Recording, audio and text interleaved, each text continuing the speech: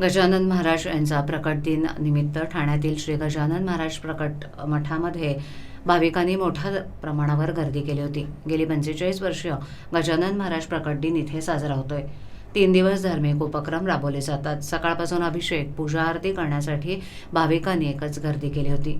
तसंच इथे महाप्रसादाचाही लाभ घेण्यात आला। उपासना, नामस्मरण, दर गुरुवारचं भजन प्रवचन असा कार्यक्रम असतो। पूर्वी सहली काढायचो, 489 बसच्या सहली झाल्या, पण आता त्या बंद केल्यात।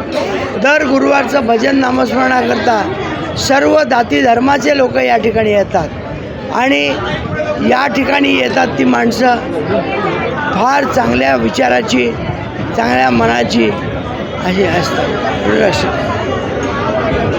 आज संपूर्ण दिवस कशा आजचा दिवस म्हणजे सकाळी बघा, आधी मुख्य म्हणजे 3 दिवसाचा उत्सव असतो।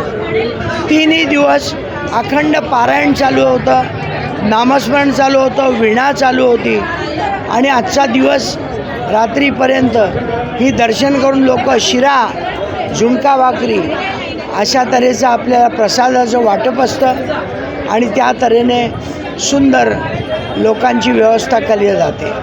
जय गजानन करदे आनंद।